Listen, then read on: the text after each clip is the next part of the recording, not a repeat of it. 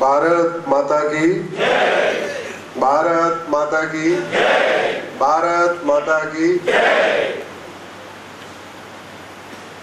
मेरा कार्यक्रम से 1 घंटे पहले मौन व्रत रहता है। 1 घंटे पहले से मैं कुछ खाता पीता नहीं हूँ, न बोलता हूँ, इसलिए कुछ लोगों को ऐसे लग रहा होगा शायद मैं उनसे बात नहीं कर पाया, उसके लिए मैं क्षमा चाहता हूँ। भीड़ बहुत है, हाल थोड़ा छोटा है, तो जिनका घुटना ठीक है और जिनकी पैंट ढीली है वो यहाँ आके बैठ सकते हैं। आ जाइए फटाफट आइए। अगले 1 घंटे सुनना है, इधर बैठिए ना, इधर ये जगह है ना। मंच पे केवल वक्ता थोड़ी बैठते हैं, श्रोता भी बैठते हैं। इधर बैठिए। पैंट ढीला हो, घुटना ठीक हो, इधर बैठ जाइए।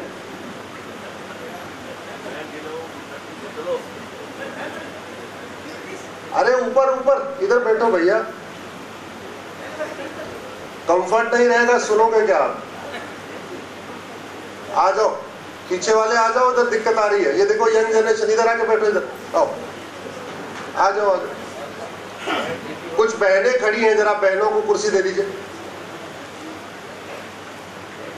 वो देखिए एक खड़ी हुई है, उनको कुर्सी दे दीजिए।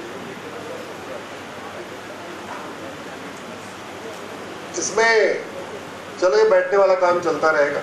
देखो हमने ऑफर दे दिया, बाकी आपकी मर्जी, आपको खड़े होकर अच्छा लगता है खड़े रहो। कितने लोग इसमें शादीशुदा हैं, जरा हाथ उठाए। अरे वाह, बहुत है। और ये जितने लोग शादीशुदा हैं, ईमानदारी से बताना कितने लोग जोड़े से आए हैं? मतलब बहुसंख्यक घर छोड़ आए, अल्पसंख्यक लेके आए। अच्छा, कितने लोग अपने बच्चों के साथ आए? बच्चों के साथ तो एकदम माइनॉरिटी। ये तो यहूदी वाली हालत हो गई है। जैसे भारत में जितने यहूदी हैं उतने लोग इस हॉल में बच्चों को लेके आए।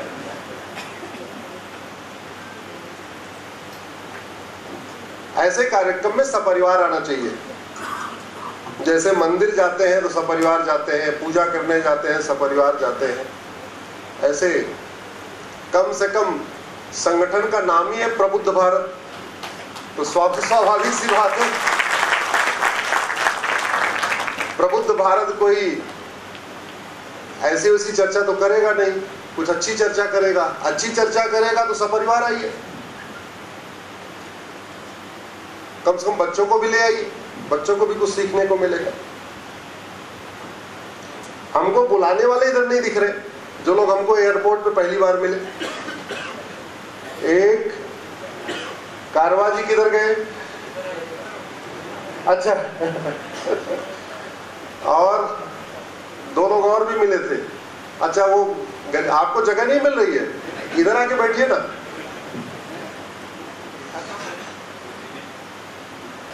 एक घंटे बोलना है, 2 विषय पे बोलूंगा, तीसरे का टाइम ही नहीं होगा। हो सकता है अगर समय मिले तो एक विषय और ले लूंगा। सबसे पहले प्रबुद्ध भारत की टीम को मैं धन्यवाद देता हूं, आपने मुझे यहां बुलाया। आप सबको धन्यवाद देता हूं कि आप सब लोग मुझे सुनने आए। मंच पर मेजर जनरल साहब बैठे हैं, बहन जी, प्रणाम करता हूं। सामने जो हमसे बड़े हैं सबको प्रणाम करता हूं, जो हमसे छोटे हैं उनको आशीर्वाद देता हूं, उनको स्नेह भेंट करता हूं।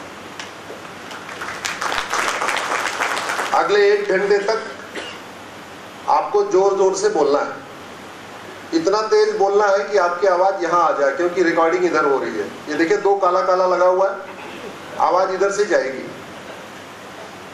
एक तरफा संवाद नहीं है, मैं लगातार आपसे कुछ पूछता जाऊंगा, आप उसको रिस्पॉन्स करते जाइए। इतना तेज बोलिए कि आपकी आवाज संसद और सुप्रीम कोर्ट तक पहुंच जाए, क्योंकि जुलाई में संसद और सुप्रीम कोर्ट खुलने वाले हैं।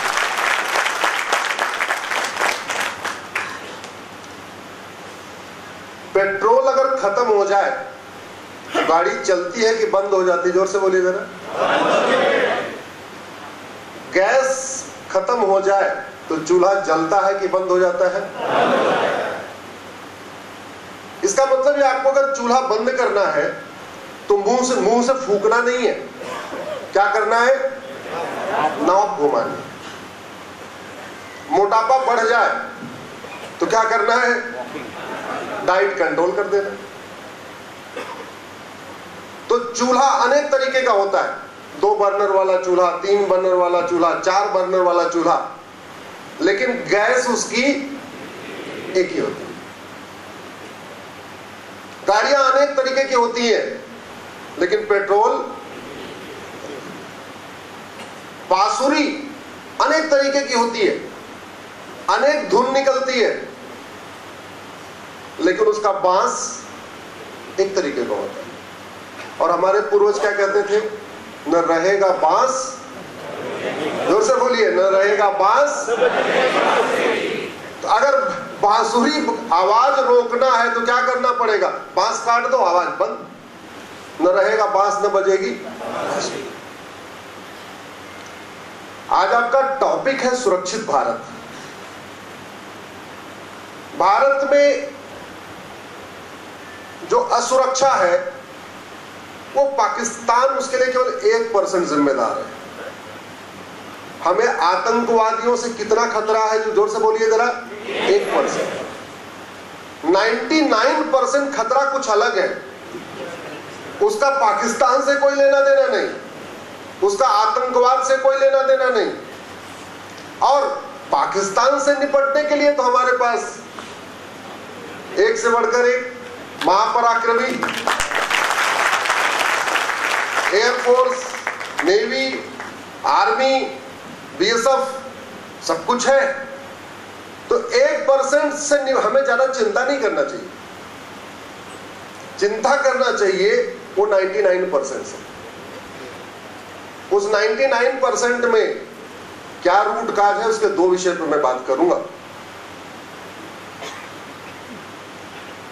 हमें जातियों के आधार पर बांटता कौन है? जोर से बोलिए जरा। नेता। कौन बांटता है? जिसको पार्षद बनना है, प्रधान बनना है, विधायक बनना है और सांसद बनना है। हमें क्षेत्र के आधार पे कौन बांटता है? नेता। हमें भाषा के आधार पे कौन बांटता है? नेता। मजहब के आधार पे नेता। पूरब पश्चिम के आधार पे नेता। अगड़े पिछड़े के आधार पे नेता। दलित बनाम सवर्ण, लिंगायत बनाम नान लिंगायत, नेता। बांटते किस लिए है? सत्ता में आने के लिए। और सत्ता किस लिए चाहिए? माल पानी के लिए। तो अगर माल पानी रोक दिया जाए, अगर माल पानी रोक दिया जाए तो कोई बांटेगा क्या? अभी इसलिए सारी समस्याएं चल रही हैं कि पॉलिटिक्स भारत का सबसे बढ़िया प्रॉफिटेबल धंधा है, सबसे बड़ा प्रॉफिटेबल धंधा है। 5 करोड़ लगाओ, 5 साल में 50 करोड़ कमाओ, नेट 45 करोड़ का फायदा। इतना तो शेयर मार्केट में भी नहीं है क्या? इधर कुछ बिजनेसमैन है, वो प्रबुद्ध भारत कहां गए, वो चलाते, वो भी बिजनेसमैन है। अरे इतना फायदा है क्या? 5 का 50 है क्या? पॉलिटिक्स में है, गारंटीड है। 5 का 50 में 500 है। तो न रहेगा बांस न बजेगी। इसका मतलब अगर करप्शन खत्म कर दिया जाए तो लोग, गंदे लोग पॉलिटिक्स में आना छोड़ देंगे। और जब सही लोग पॉलिटिक्स में आएंगे, न जातिवाद होगा, न भाषावाद होगा, न क्षेत्रवाद होगा, न अलगाववाद होगा, न कट्टरवाद होगा, न मजहबी उन्माद होगा, न अगड़े पिछड़े की झगड़ा, न दलित बनाम सवर्ण, न लिंगायत नान लिंगायत। ये समस्या खत्म हो सकती है कि नहीं? जोर से बोलिए जरा। मैं वकालत करने के पहले इंजीनियर था, तो मुझे हर प्रॉब्लम में 5 बार वाई लगाने की आदत पड़ गई। और इनफैक्ट पहले मैं एल्मल वेस्पा स्कूटर बनती थी कानपुर, उसमें था, फिर हीरो में गया जहां बाइक बनती थी, उसमें गया। तो ज्यादातर हमने काम किया जापानियों के साथ। उनके साथ काम करके हमें 5W एनालिसिस करने की हैबिट हो गई कि हर प्रॉब्लम में 5 बार वाई लगाओ, और 5वीं बार वाई लगाने के बाद जो रिप्लाई आए उस पे काम करो। तो इसलिए मैं सुप्रीम कोर्ट, हाई कोर्ट में वो PIL लगाता हूं जो 5वीं बार जिसका उत्तर मिलता है। भारत में लफ्ज़ जिहाद की फंडिंग कैसे होती है? काला धन हवाला से। भारत में लैंड जिहाद की फंडिंग कैसे होती है? काला धन, जोर से बोलिए जरा, हवाला से। भारत में घुसपैठ जिहाद की फंडिंग कैसे होती है? काला धन, हवाला से। भारत में धर्मांतरण की फंडिंग कैसे होती है? काला धन, हवाला से। इसका मतलब अगर काला धन हवाला रोक दे तो लफ्ज़ जिहाद रुक जाएगा, लैंड जिहाद रुक जाएगा, घुसपैठ रुक जाएगी, धर्मांतरण रुक जाएगा। रुक जाएगा नहीं रुक जाएगा? हमारे देश में ऑपरेशन सिंदूर हुआ, 26 बहन बेटियों का सिंदूर उजाड़ा हमारी 26 बहन बेटियों का। उसके बदले हमारी सेना गई और आतंकवादी ठिकानों को नष्ट करके आई। मेजर साहब बैठे हुए, ये आतंकवादी ठिकाना होता क्या है? अरे मतलब कोई विवाह मंडप होता है, कोई शादी वादी का होता क्या है वो? ये तो सैनिक सेना के लोग ज्यादा अच्छा बताएंगे। हम जो आतंकवादी ठिकाना नष्ट करके आते हैं, एक्चुअल में वो मरकज होता है और मदरसा होता है। पाकिस्तान के या पीओके के जितने आतंकवादी ठिकाने चल रहे हैं, ऊपर मस्जिद है, नीचे आतंकवादी ठिकाना है, ऊपर मरकज है, नीचे आतंकवादी ठिकाना है, ऊपर मदरसा है, नीचे आतंकवादी ठिकाना है। तो हमारे लोग जब मिसाइल गिराते हैं, किसके ऊपर गिराते हैं? मस्जिद के ऊपर गिराते हैं, मरकज के ऊपर गिराते हैं और मदरसा के ऊपर गिराते हैं। तीन ही चीज पे गिराते हैं। जिस पे पाकिस्तान में जाके गिराते हैं, उस पे भारत में गिराते हैं क्या? जोर से बोलिए जरा। और आंकड़े बताते हैं कि जितने वो पाकिस्तान में है, उससे ज्यादा भारत में है। तो खतरा कम है कि ज्यादा? जोर से बोलिए, ज्यादा। 26 बहन बेटियों का सिंदूर आतंकवादियों ने उजाड़ा, उससे ज्यादा लगभग साल में 10,000 बहन बेटियों का सिंदूर तो थाने के भ्रष्टाचार के कारण उजड़ जाता है। थाने के टॉर्चर से परेशान होके, थाने से परेशान होके 10,000 लोग आत्महत्या कर लेते हैं। इसका मतलब 10,000 बहन बेटियां विधवा होती हैं, 10,000 माता पिता का बुढ़ापे का लाठी का सहारा चला जाता है और लगभग 20-25 हजार बच्चे अनाथ हो जाते हैं। इस पे चर्चा होती है क्या? मैं भी नहीं करता था। आज संस्था प्रबुद्ध भारत है तो हमने कहा सारे प्रबुद्ध लोग आए हैं तो चर्चा इस पे कर लेते हैं। जितनी बहन बेटियों का सिंदूर आतंकवादी उजाड़ते हैं, उससे ज्यादा तो तहसील के भ्रष्टाचार कारण आत्महत्या कर लेते हैं। तहसील का भ्रष्टाचार खत्म हो सकता है कि नहीं? जोर से बोलिए। क्या भ्रष्टाचार लाइलाज समस्या है? क्या भ्रष्टाचार विश्वव्यापी समस्या है? क्या जितना भ्रष्टाचार भारत में है, इतना सिंगापुर, जापान, जर्मनी में है क्या? इसका मतलब लाइलाज समस्या तो नहीं है। जितने बहन बेटियों का सिंदूर आतंकवादी उजाड़ते हैं, उससे ज्यादा डिस्ट्रिक्ट कोर्ट के तारीख पे तारीख से परेशान होकर आत्महत्या कर लेते हैं।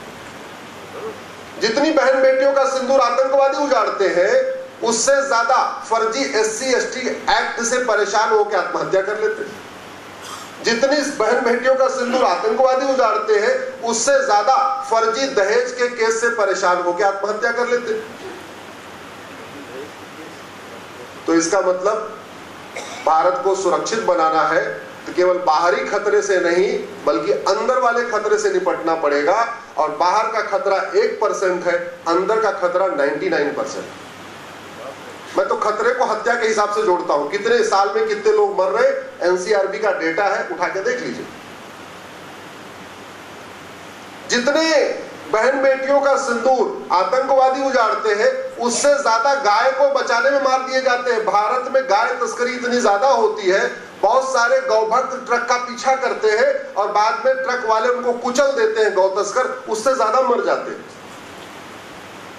जितनी बहन बेटियों का सिंदूर आतंकवादी उजाड़ते हैं, उससे ज्यादा तो बहन बेटियों का सिंदूर ड्रग के कारण उजड़ जाता है।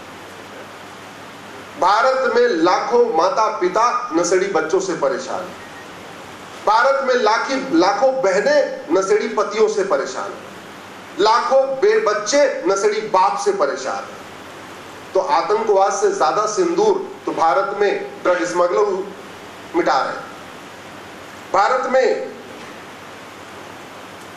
5 साल में 5 लाख बहन बेटियां गायब होती हैं।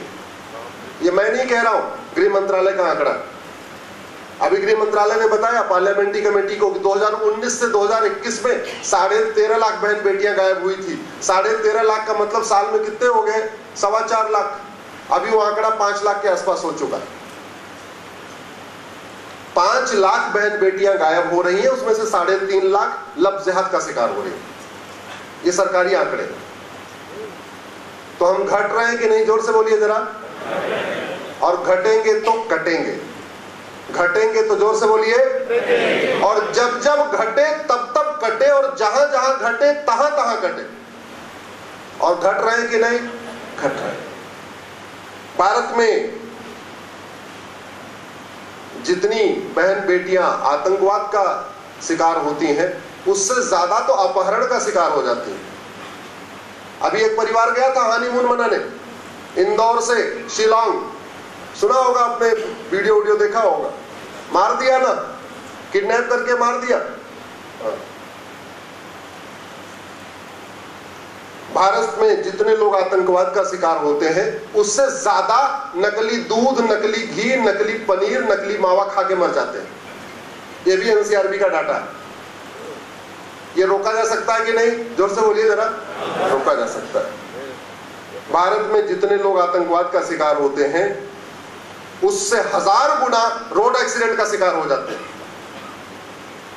5 लाख लोगों का हाथ पैर हर साल टूटता है, उसमें से 1 लाख लोग मर जाते हैं। यानी 1 लाख जो लोग मरे, वो या तो किसी के पति हैं, या किसी के भाई हैं, या किसी के पुत्र हैं, या किसी के पति हैं। तो हो रहा है कि नहीं हो रहा है? और रोड एक्सीडेंट का मूल कारण, जोर से बोलिए जरा, भ्रष्टाचार। जितने का टेंडर हुआ 50% तो चला गया ऊपर से नीचे तक बांटने में। जब 50% बचा तो ठेकेदार ने 25% अपने पास रख लिया। मटेरियल कितना लगाया? 25%। हर साल बारिश के पहले सड़क बन रही है, बारिश के बाद टूट जा रही है। और एक्सीडेंट का मूल कारण सड़क का गड्ढा है, और सड़क के गड्ढे का मूल कारण है भ्रष्टाचार। इसको रोका जा सकता कि नहीं रोका जा सकता? आंतरिक सुरक्षा के हिसाब से बताता हूं आपको। मेरी पीआईएल चल रही है सुप्रीम कोर्ट में कि मैंने कहा था कि 6 करोड़ घुसपैठिए आ चुके हैं। 2017 में जब मैंने पीआईएल फाइल किया था तो 5 करोड़ थे उस समय। अभी इनकी संख्या 6 करोड़ हो चुकी है। यानी भारत में पाकिस्तानी, अफगानिस्तानी, बांग्लादेशी, रोहिंग्या मिला के 6 करोड़ है। ऑस्ट्रेलिया की जनसंख्या 2 करोड़ है, और भारत में कुल घुसपैठिए कितने हैं? ऑस्ट्रेलिया का 3 गुना ज्यादा। कनाडा की जनसंख्या 4 करोड़ है, और भारत में घुसपैठिए। कौन सा ऐसा जिला है जहां पे घुसपैठिए नहीं है? अब ये नहीं पूछना पड़ेगा कि इस जिले में है, मैं उल्टा सवाल पूछ रहा हूं। आपके राज्य का कौन सा ऐसा जिला है जहां रोहिंग्या बांग्लादेशी नहीं? आप बताइए, जानते कोई राज्य ना? अरे आपके इस जिले में भी है, आपके इस मंडल में भी है, आपके राज्य की राजधानी में भी है। कहां नहीं है? क्यों? क्योंकि बॉर्डर पे 2000 रुपए दे के अंदर आते हैं, टू ट्रेवल वाला उनको अंदर पहुंचा देता है। अंदर आते हैं, 2000 रुपए में आधार बन जाता है।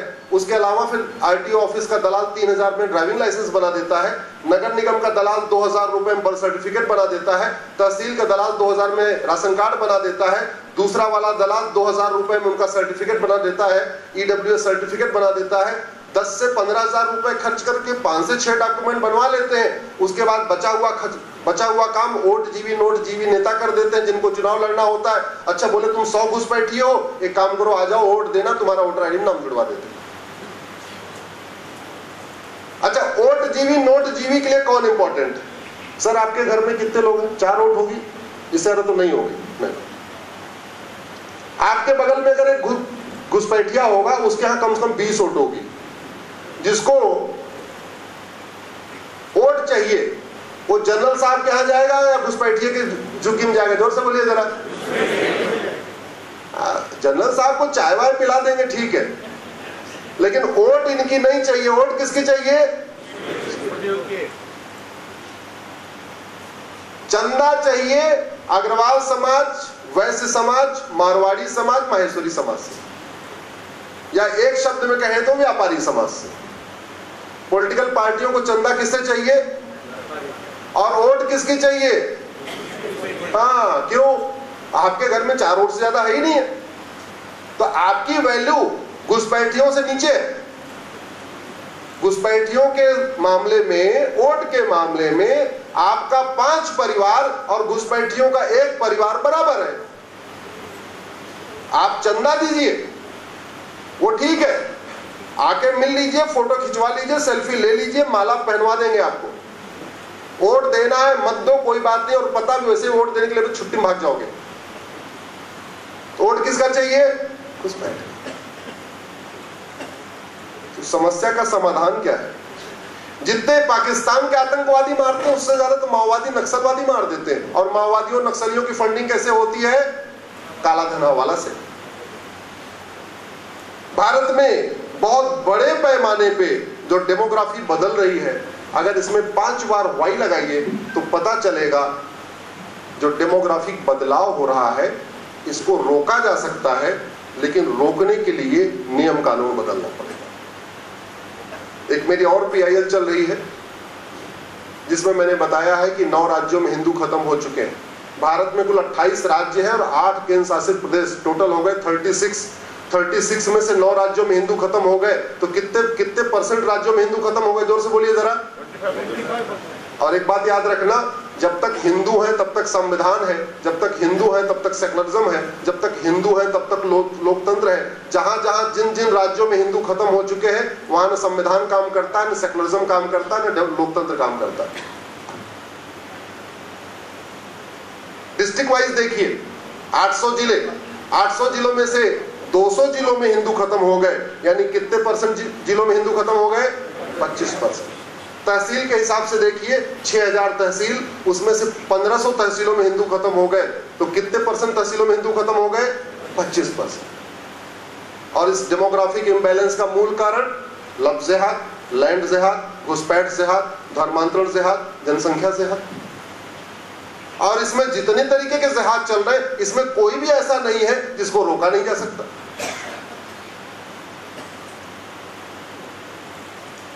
हॉस्पिटल बहुत अच्छी हो लेकिन डॉक्टर गड़बड़ हो। इधर कोई डॉक्टर बैठे हैं क्या? बैठे, बहुत अच्छा, बहुत बढ़िया। हॉस्पिटल बहुत अच्छी हो लेकिन डॉक्टर गड़बड़ हो, बीमारी ठीक होगी क्या? जोर से बोलिए। अच्छा, डॉक्टर भी अच्छा हो लेकिन आंख वाला डॉक्टर कान का इलाज करे, कान वाला पेट का इलाज करे और पेट वाला हड्डी का इलाज करे, तो बीमारी ठीक होगी क्या? जोर से बोलिए। अच्छा, हॉस्पिटल भी अच्छा, डॉक्टर भी अच्छा और डॉक्टर अपनी अपनी फील्ड का इलाज कर रहे हैं, लेकिन दवाई गड़बड़ हो, दवा नकली हो, बीमारी ठीक होगी क्या? जोर से बोलिए। मैं डॉक्टर साहब से पूछ रहा हूं, साहब ठीक होगी क्या? नहीं। अच्छा, हॉस्पिटल भी अच्छा, डॉक्टर भी अच्छा, दवाई भी अच्छी, लेकिन टाइम पे दवा नहीं खाया तो बीमारी ठीक होगी क्या? नहीं।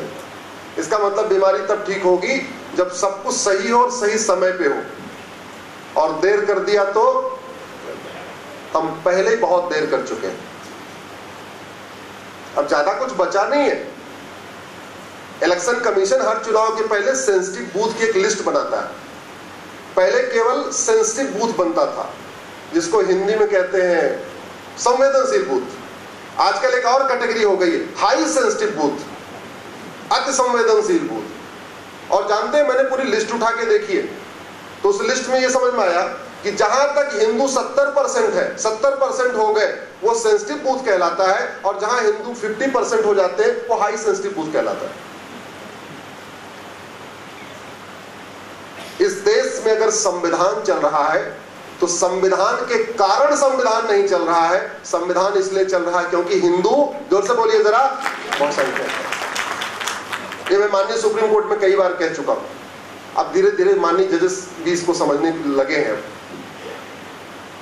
इस देश में लोकतंत्र चल रहा है तो संविधान के कारण नहीं, बल्कि हिंदू स्वभाव से ही डेमोक्रेटिक होते हैं। इस बात भारत के संविधान में सेकुलर शब्द जोड़ दिया। भारत सेकुलर है, वो सेकुलर शब्द की वजह से नहीं, बल्कि हिंदू स्वभाव से ही सेकुलर होता है। भारत में सेना विद्रोह नहीं करती, इसलिए नहीं कि संविधान चल रहा है, इसलिए क्योंकि हिंदू बहुसंख्यक है। नहीं तो पाकिस्तान में सेना क्या करती है, बांग्लादेश में सेना क्या करती है, आपको पता है। अफगानिस्तान में तो सेना तो छोड़ो, आतंकवादियों का राज चल रहा है कि नहीं चल रहा है। अब कुछ दिन के बाद वहां किसी आतंकवादी को संत डिक्लेयर कर देंगे, उसकी बायोग्राफी बनवा देंगे, हो सकता है उसके नाम से कुछ और कर दे, रोज वहां में मन्नत लोग मांगने आ जाएंगे। ऐसा भी हो सकता है भाई, जिसके पास शासन हो किसी की ब्रांडिंग करके किसी को कुछ भी बना दे, किसी को महात्मा बना दे, किसी को राष्ट्रपिता बना दे, किसी को कुछ भी बना दे। बनाना तो है, ब्रांडिंग की जा सकती है। मेरा मानना है अगर सुरक्षित भारत बनाना है तो हमें भ्रष्टाचार को जड़ से खत्म करना पड़ेगा, और कोई तरीका नहीं, कोई तरीका नहीं। और जितने जल्दी इसको बुद्धिजीवी समझ लें उतना अच्छा है। भारत के लिए जो सबसे दो बड़ा खतरा है, उसमें पहला है करप्शन, दूसरा है पॉपुलेशन एक्सप्लोजन। जितने जल्दी हम करप्शन खत्म कर दें उतना अच्छा है। Politics no profit no loss हो जाए, आधी समस्या खत्म हो जाएगी। जब तक पॉलिटिक्स प्रॉफिटेबल धंधा है तब तक भारत बचेगा नहीं, हमारी सेना नहीं बचा पाएगी, ना कोई और बचा पाएगा। जो डेमोग्राफिक इम्बैलेंस हो रहा है उसके लिए भी बहुत बड़ा कारण है। मैंने आपको पहले इतनी देर से बताने की कोशिश किया, मूल कारण क्या है उसका, भ्रष्टाचार। सवाल ये, भ्रष्टाचार रुकेगा कैसे? क्या भारत आदिकाल से भ्रष्ट था? जोर से बोलिए जरा। क्या हमेशा हमारे पूर्वज भी सारे भ्रष्ट थे? नहीं। तो इसका मतलब भ्रष्टाचार बाद की समस्या है। आज हम जिन समस्याओं से जूझ रहे हैं ये सारी कोई आदिकाल समस्या नहीं है, ये चाणक्य के समय या युधिष्ठिर के समय से नहीं चल रही है, ये समस्याएं आई हैं। और भ्रष्टाचार इतना ज्यादा है, अगर आप अमाउंट के रूप में देख लीजिए, जितना 500 साल में मुगलों ने लूटा था लगभग उतना ही 200 साल में अंग्रेजों ने लूटा है, और लगभग उतना ही पिछले 75 साल में भारत लूटा है। यह कड़वी सच्चाई, उतना ही लूटा। अगर भ्रष्टाचार को रोकना है तो हमें कानूनों को बदलाव करना पड़ेगा। भ्रष्टाचार को रोकना है तो ये 1888 में बने हुए घटिया कानून को बदलना पड़ेगा, प्रिवेंशन ऑफ करप्शन एक्ट को बदलना पड़ेगा। इतना घटिया कानून है कि 70,000 करोड़ का कॉमनवेल्थ घोटाला हो गया, 1,76,000 करोड़ का 2G घोटाला हो गया, 1,86,000 करोड़ का कोयला घोटाला हो गया। आज तक कोई कुछ पकड़ा गया? किसी का कुछ हुआ क्या? इतना घटिया कानून है कि घुसपैठिए 6-6, 7 डॉक्यूमेंट बना लिए हैं। आधार वाला आधार बना रहा है, राशन कार्ड वाला राशन कार्ड बना के दे रहा है, तहसील में सारे डॉक्यूमेंट बनते चले जा रहे हैं, फर्जी डॉक्यूमेंट बनते जा रहे हैं, सब 2000-3000 में बनते जा रहे हैं। इतना घटिया कानून है, आज तक न किसी को आजीवन कारावास दे पाया, न किसी की सिटीजनशिप खत्म कर पाया, न कुछ हुआ। सारे के सारे देश विरोधी काम का जो ट्रांजेक्शन होता है वो बेनामी होता है। बहुत कम ट्रांजेक्शन सीधे बैंक में होता है, सामान्यतः बेनामी ट्रांजेक्शन होता है। मतलब जो आतंकवादी है या माओवादी है या नक्सलवादी है या जो गौ तस्कर है, फंडिंग उसके चाचा के थ्रू होगा, बीबी के थ्रू होगा, साले के थ्रू होगा, बहनोई के थ्रू होगा, बेनामी चलता रहता है।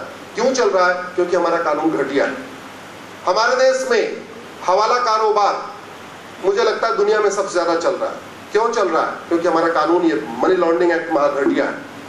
लगभग ब्लैक मनी का कारोबार इतना चल रहा है, न बताऊं तो अच्छा।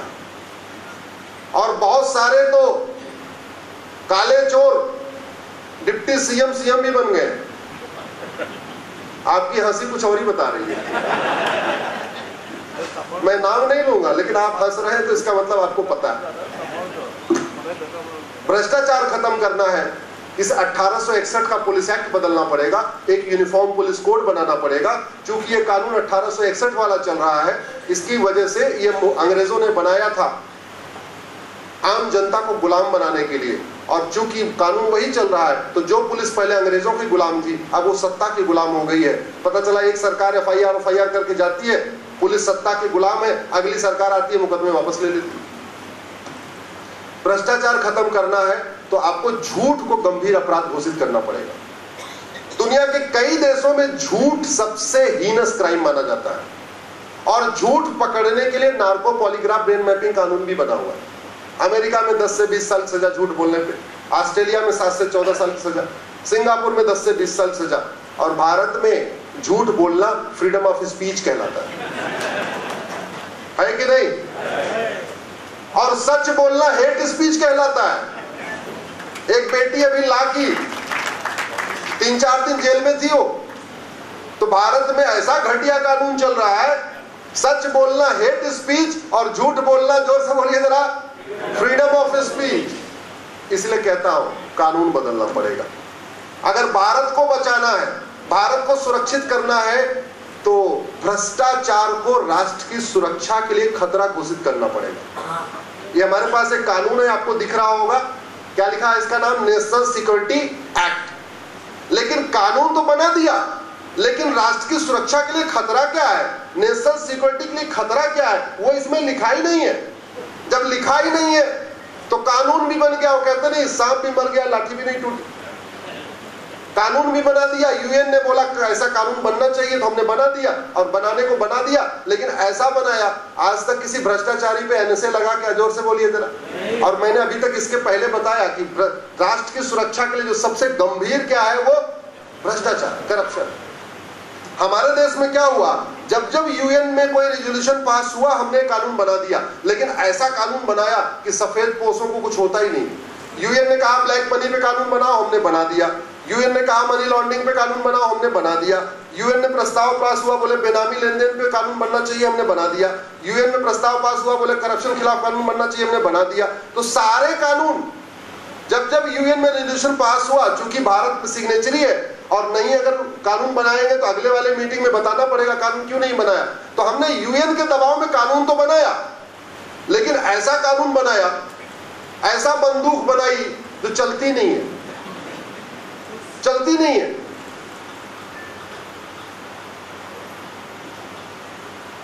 यूएन ने कहा अनलॉफुल एक्टिविटीज को कंट्रोल करो, हमने कानून बना दिया अनलॉफुल एक्टिविटी एक्ट, जिसको यूएपीए कहते हैं। करप्शन अनलॉफुल एक्टिविटी या लॉफुल एक्टिविटी, जोर से बोलिए जरा। अनलॉफुल। लेकिन आज तक किसी पे यूएपीए नहीं लगा, क्यों? क्योंकि हमने इस कानून में लिखा ही नहीं कि करप्शन अनलॉफुल एक्टिविटी है। हमने ऑर्गेनाइज क्राइम से निपटने के लिए सभी राज्यों ने कानून बना दिया। महाराष्ट्र ने मकोका बना दिया, गुजरात ने घुसखोका बना दिया, आपके यहाँ गैंगस्टर एक्ट है, हर जगह ऐसे कानून है। लेकिन ऑर्गेनाइज क्राइम, करप्शन ऑर्गेनाइज है अनऑर्गेनाइज है, जोर से बोलिए जरा।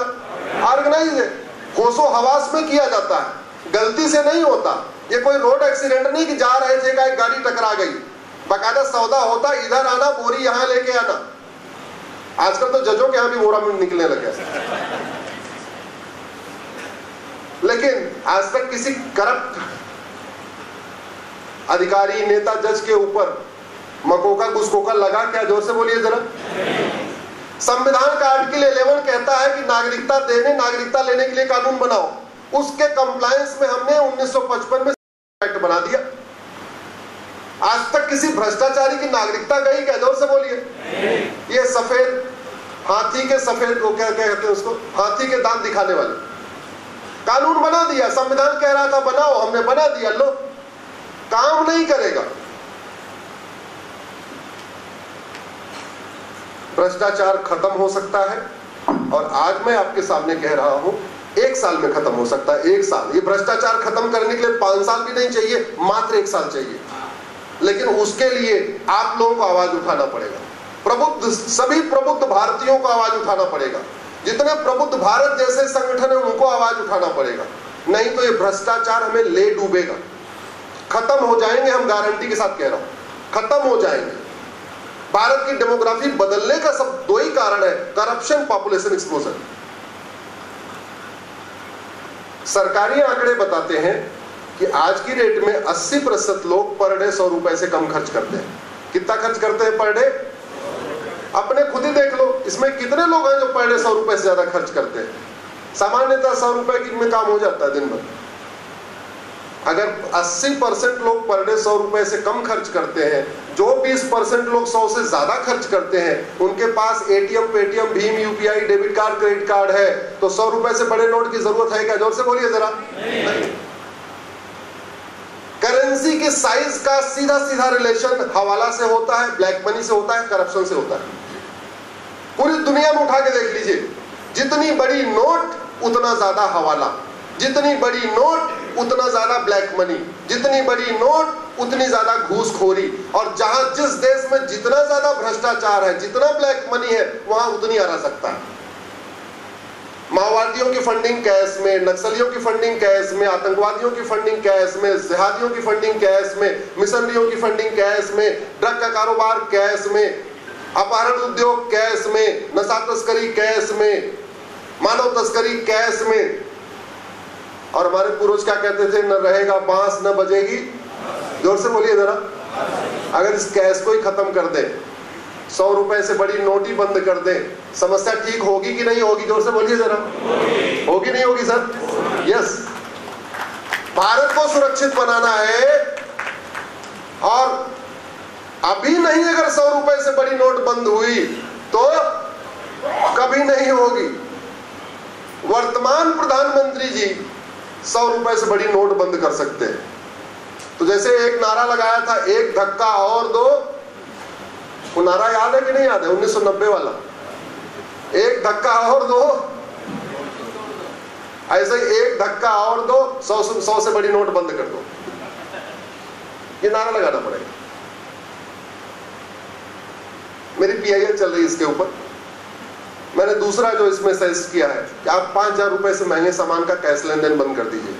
जिस सामान की एमआरपी 5000 तक है वो कैश में चलने दीजिए। बिजली का बिल 5000 तक है, कैश में चलने दीजिए। ट्रेन का टिकट 5000 तक का है, कैश में चलने दीजिए। फ्लाइट का टिकट 5000 तक का है, कैश में चलने दीजिए। जो भी चीजें 5000 रुपए तक का बिल है उसको कैश में चलने दीजिए। 5000 से ऊपर वाले में आप बंद कर दीजिए, ये कैश का कारोबार बंद कर दीजिए। काला धन हवाला अपने आप खत्म हो जाएगा। भारत में 130 करोड़ आधार बन चुका है। आधार को प्रॉपर्टी से लिंक कर दिया जाए तो 25% भ्रष्टाचार और खत्म हो जाए। केवल 3 स्टेप हो जाए, 100 से बड़ी नोट बंद हो जाए, 5000 से महंगे सामान का कैश लेन देन बंद हो जाए, प्रॉपर्टी को आधार से लिंक कर दिया जाए। मैं गारंटी के साथ कहता हूं, भारत की 75% समस्याएं खत्म हो जाए। भ्रष्टाचार खत्म होते ही फिर नेता जाति का जहर नहीं घोलेंगे, भाषा का जहर नहीं घोलेंगे। प्रॉपर्टी आधार से लिंक करने का क्या फायदा है? अभी जितने फार्म हाउस खरीदे बनवाए जा रहे हो, अपने नाम पे नहीं बन रहे। किसके नाम पे बन रहे? साले के नाम पे, बहनोई के नाम पे, ड्राइवर के नाम पे, कुक के नाम पे। जैसे ही आधार लिंक किया तो पता चल जाएगा माननीय के कितने फार्म हाउस है। जो बोरों में नोट पकड़ी जाती है, आप भी कभी ध्यान देना, छापा पड़ता है, 100 करोड़, 200 करोड़, 300 करोड़ पकड़े जाते हैं। उसमें कभी आपने 100 रुपए वाली नोट देखी क्या? देखी? पहले 2000 दिखती थी, अब बंद हो गई, तो आजकल क्या दिख रही है? 500। अगर 500 बंद हो जाए, 25% भ्रष्टाचार अपने आप ही रुक जाएगा। और सबसे इंपॉर्टेंट, भ्रष्टाचार को खत्म करने के लिए भारत में जस्टिस विद इन ईयर लागू करना पड़ेगा। भ्रष्टाचार को राष्ट्र की सुरक्षा के लिए खतरा घोषित कर दिया जाए, भ्रष्टाचार को देश की एकता अखंडता के लिए खतरा घोषित कर दिया जाए, भ्रष्टाचार को इनडायरेक्ट वॉर डिक्लेयर कर दिया जाए, भ्रष्टाचार को देशद्रोह घोषित कर दिया जाए, और भ्रष्टाचारियों की 100% प्रॉपर्टी जब्त करने, नागरिकता खत्म करने, आजीवन कारावास, फांसी देने के लिए कानून बना दिया जाए। मैं गारंटी के साथ कहता हूं, भारत सुरक्षित हो जाएगा। और दुनिया के कई देशों में है। राम की धरती भारत, भगवान कृष्ण की धरती भारत, हनुमान जी का जन्म तो आप ही के राज्य में हुआ। 24 तीर्थंकर भारत में, 10 सिखों के गुरु भारत में, ब्रह्मा विष्णु महेश, वेंकटेश गणेश हनुमान जी, दुर्गा लक्ष्मी सरस्वती, सारे महापुरुष, बसवराज जी महाराज, सारे महापुरुष भारत में। घूसखोरी है, कमीशन खोरी है, जमाखोरी है, मिलावटखोरी है, कालाबाजारी है, नशा तस्करी है, मानव तस्करी है, सोना तस्करी है, अलगाववाद है, कट्टरवाद है, जिहाद है, मजहबी उन्माद है, लैंड जिहाद है, लव जिहाद है, ड्रग जिहाद है, सारे तरीके चल रहे हैं। इसमें से कोई एक समस्या बताइए जो सिंगापुर में है क्या? कोई देवी देवता वहां जन्म लिया क्या? कोई महापुरुष वहां जन्म लिया क्या? सिंगापुर जापान में मुझे कोई एक महापुरुष का नाम बताइए। जैसे भारत में महापुरुष इतने सारे हैं, दुनिया के सबसे ज्यादा मठ मंदिर भारत में, दुनिया के सबसे ज्यादा कथावाचक भारत में, दुनिया के सबसे ज्यादा पुजारी भारत में, दुनिया के सबसे ज्यादा एनजीओ भारत में, दुनिया में सबसे ज्यादा सांसद भारत में, दुनिया में सबसे ज्यादा विधायक भारत में, दुनिया में सबसे ज्यादा पॉलिटिकल पार्टियां भारत में। फिर भ्रष्टाचार क्यों नहीं खत्म हो रहा है? क्यों? क्योंकि डॉक्टर बदल रहे हैं, दवाई नहीं बदल रही है। और बीमारी डॉक्टर बदलने से ठीक नहीं होती है, बीमारी कैसे ठीक होती है? दवाई बदलने से। डॉक्टर शरीर में नहीं जाता, शरीर में कौन जाता है? और इसका एक एग्जांपल आपको देता हूं। 3 साल पहले कोविड आया था। कोविड में कोई एक बताओ जो अपराध चल रहा था? कोविड के समय भारत में राम राज्य था कि नहीं? कोविड के समय मिलावटखोरी नहीं, कोविड के समय कालाबाजारी नहीं, कोविड के समय चेन स्नेचिंग नहीं, कोविड के समय मोबाइल स्नेचिंग नहीं, कोविड के समय घूसखोरी नहीं। क्यों? घूसखोर को लगता था हाथ लगाऊंगा तो मर जाऊंगा। ड्रग स्मगलर बंद बैठे हुए थे, ड्रग स्मगलिंग नहीं कर रहे थे। क्यों? क्योंकि ड्रग का कारोबार कैश में होता है और कैश में हाथ लगाऊंगा तो मर जाऊंगा। मोबाइल छीनने वाले घर में बैठे थे, बोले मोबाइल अभी नहीं छीनूंगा, कोविड के बाद छीनूंगा। क्यों? हाथ लगाऊंगा तो, जोर से बोलिए, मर जाऊंगा। बलात्कारी अपने घर में बैठे थे, बोले कोविड खत्म हो जाएगा उसके बाद बलात्कार करेंगे। क्यों? हाथ लगाऊंगा तो मर जाऊंगा। ये होता है खौफ। भगवान श्री राम ने कहा भयबिन होए न प्रीत। भगवान कृष्ण ने कहा सठे साठ्यम समाचरे। हमारे पूर्वज कहते थे लोहा लोहे को, हमारे पूर्वज कह रहे थे न रहेगा बांस न बजेगी। जिन राष्ट्रों ने भगवान राम के भयबिन होए न प्रीत, भगवान कृष्ण के सठे साठ्यम समाचरे सिद्धांत को अपनाया, वहां शांति है, समृद्धि है, खुशहाली है, भ्रष्टाचार नहीं है, अलगाववाद नहीं है, कट्टरवाद नहीं है, जिहाद नहीं है, मजहबी उन्माद नहीं है, धर्मांतरण नहीं है, कुछ भी नहीं है। और हम झूठे मानवाधिकार के चक्कर में सारा कुछ झेलते जा रहे हैं। आज तक हम कई बार मैं सुप्रीम कोर्ट में भी कह चुका हूं, अरे मानवाधिकार मानव का होता है, दानों का नहीं। मानव और दानों में अंतर तो करिए। ह्यूमन राइट ह्यूमन का होगा, ह्यूमन राइट राक्षस का थोड़ी होगा, उसका तो राक्षसाधिकार होगा, दानवाधिकार होगा, मानवाधिकार तो नहीं हो सकता। मैं आप लोगों से आग्रह करता हूं, इस विषय पे गंभीरता के साथ चिंतन करिए, सोचिए। अब सवाल यह है इसको ठीक कौन करेगा? हमने तो आपको बताया, आपने सुना, आपने ताली बजाई, आप अपने घर में, हम अपने घर में। परिवर्तन कैसे आएगा? परिवर्तन आएगा संसद और सुप्रीम कोर्ट से। एक बहुत बड़ी गलतफहमी है कि समाज बदलने से व्यवस्था बदलती है ना।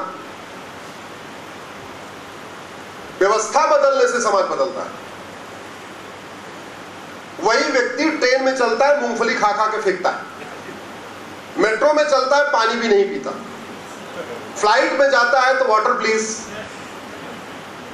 लाइन नहीं तोड़ता, व्यक्ति वही है, लेकिन उसका बिहेवियर लगातार बदल रहा है। क्यों बदल रहा है?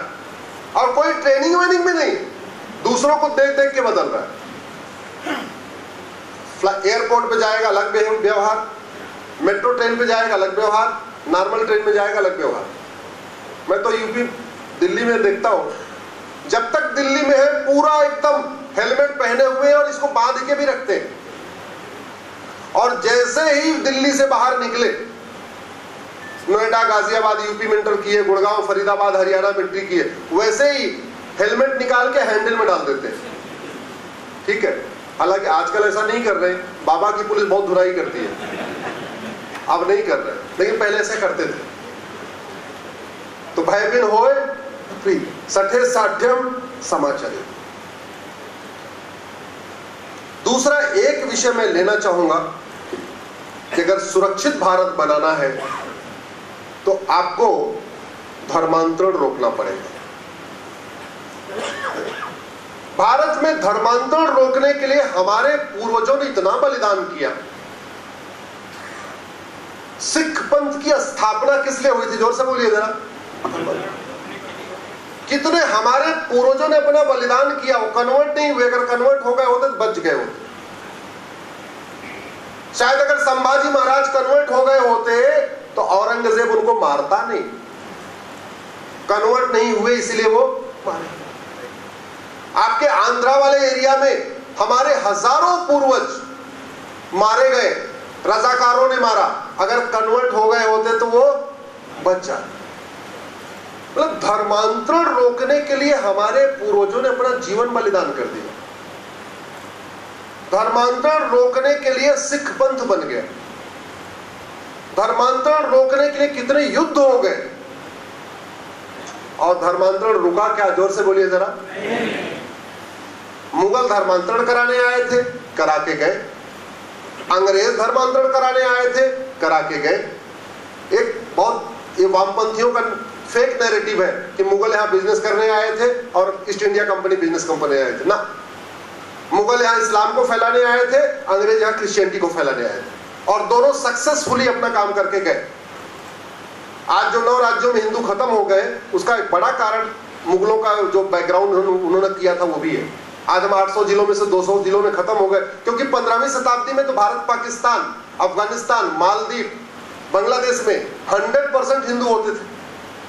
बाबर के पहले वर्तमान भारत, वर्तमान बांग्लादेश, वर्तमान पाकिस्तान, वर्तमान अफगानिस्तान, वर्तमान मालदीव 100% हिंदू।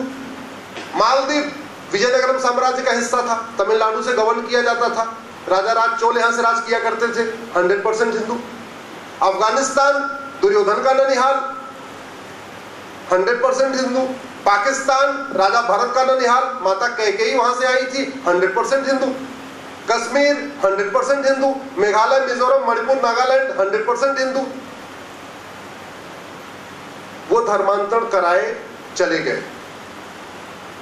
अब रुक सकता था कि नहीं? रुक सकता था। हमने रोकने के लिए प्रयास किया क्या? नहीं। धर्मांतरण किसी एक जिले की समस्या है? जोर से बोलिए जरा। धर्मांतरण किसी एक राज्य की समस्या है? नहीं। धर्मांतरण राष्ट्रीय समस्या है, और राष्ट्रीय स्तर पे धर्मांतरण रोकने के लिए हमारे पास कोई कानून ही नहीं। धर्मांतरण हमारी राष्ट्र की सुरक्षा के लिए खतरा है कि नहीं? जोर से बोलिए जरा। इस देश में जितनी भी गलत चीजें हो रही है, आप उसको ध्यान से देखिए, वो कर कौन रहा है? अफजल गुरु कौन था? जोर से बोलिए जरा। कन्वर्टेड हिंदू शब्द उपयोग करिए। क्या था वो? ये जो हमारी 26 बहन बेटियों का सिंदूर उजाड़ के गए, वो कौन थे? याकूब मेनन कौन था? बुरहान वानी कौन था? केरल में जितने पीएफआई के सदस्य हैं जो हमारे संघ के सदस्यों को मारते हैं, वो कौन है? कन्वर्टेड हिंदू। तमिलनाडु में कितनी बार हत्याएं हो चुकी है, बार बार टेंशन होता है, दंगा होता है, वो किसके किसके बीच में होता है? जोर से बोलिए जरा। हिंदू और इतना बड़ा खतरा हमारे लिए कन्वर्जन। स्वामी विवेकानंद जी कहते थे, कन्वर्ट होने से एक हिंदू कम नहीं होता, कन्वर्ट होने से एक हिंदू विरोधी की संख्या बढ़ती है, हिंदुओं के दुश्मन की संख्या बढ़ती है।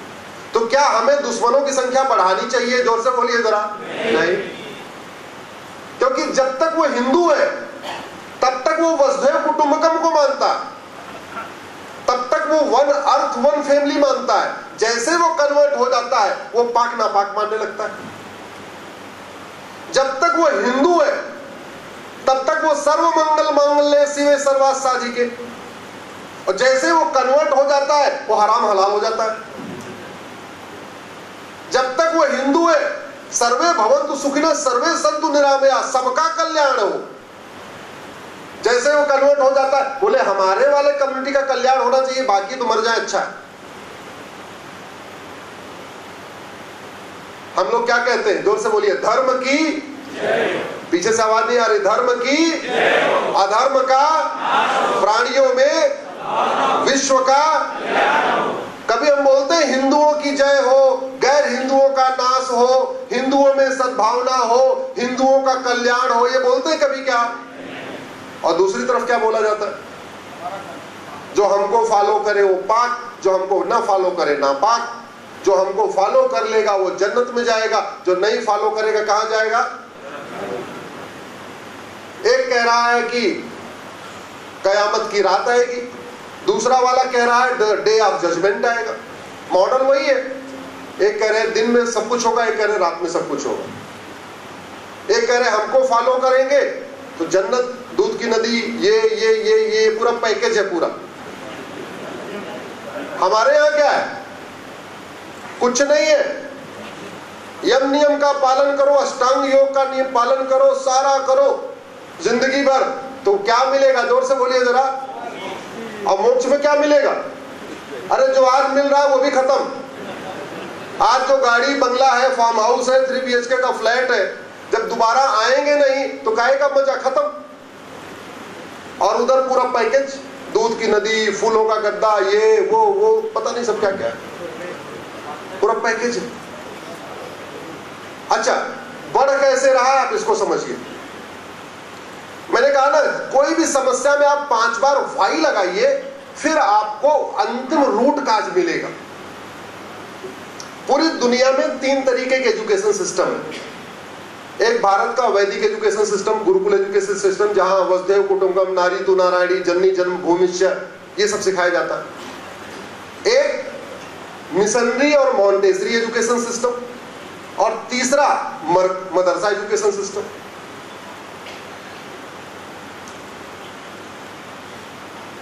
दवा बनाने वाली कंपनी क्या चाहेगी? लोग बीमार हो या लोग बीमार ना हो? जोर से बोलिए जरा, जोर से बोलिए जरा। क्योंकि जितने बीमार होंगे उतनी दवा बिकेगी, उतना उसका टर्नओवर बढ़ेगा, उतना उसका फायदा होगा। वकील क्या चाहते हैं? अपराध बढ़े कि अपराध खत्म हो जाए? जोर से बोलिए। बढ़े। अपराध खत्म हो जाएगा, वकील कौन पूछेगा? कुछ कड़वी सच्चाई है, इसको आप मान रहे होंगे, है क्या? तो पटाखा बनाने वाली कंपनी क्या चाहती है कि पटाखा केवल दिवाली पे यूज किया जाए या शादी विवाह में भी यूज किया जाए? जोर से बोलिए जरा। क्योंकि जितने ज्यादा लोग पटाखा यूज करेंगे उतना ज्यादा पटाखे का प्रोडक्शन होगा। तो हथियार बनाने वाली कंपनी क्या चाहती है? जोर से बोलिए जरा। युद्ध हो, मारपीट हो, आतंकवाद हो, माओवाद हो, नक्सलवाद हो। दवा और ड्रग और हथियार एक बड़ी समानता है। कोई फार्मा कंपनी वाला बैठा हो, भैया माफ करना, डॉक्टर साहब भी माफ करें, लगभग 90% की मार्जिन होती है। दवाई की लागत 10 रुपए है तो वो कितने बिकती है? 100 रुपए।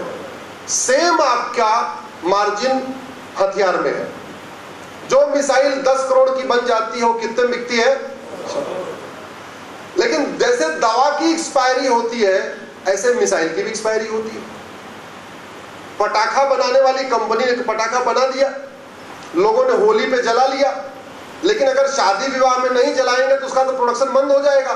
तो पटाखा बनाने वाली कंपनी टीवी में ऐड देती है 2-4 हीरो हीरोइन के माध्यम से कि देखो शादी हो रही है और आतिशबाजी हो रही है। तो हम लोग टीवी से अट्रैक्ट होते हैं, तो हमने शादी में आतिशबाजी शुरू कर दिया। अब उसका फायदा हो गया, लगातार वो पटाखा बनाता जा रहा है। क्योंकि अगर केवल होली अगर दिवाली पटाखा चलाएंगे तो एक दिवाली पटाखा अगर बच गया तो अगली दिवाली तक चल जाएगा। 4-5 दिवाली पटाखा तो नहीं चलेगा ना, क्योंकि अगर 2 साल से ज्यादा रखा तो पटाखा चलेगा क्या, बजेगा क्या? जोर से बोलिए। पटाखा फुस हो जाएगा। ऐसे हथियार बनाने वाली, गोला बनाने वाली, बारूद बनाने वाली, मिसाइल बनाने वाली कंपनियां, इनकी भी लाइफ अनलिमिटेड नहीं होती। अगर 2-4 साल में चला दिया तो ठीक, और नहीं चलाया तो फुस। अब सवाल यह है कि लगातार वो सप्लाई होगी कैसे, डिमांड कैसे क्रिएट होगी?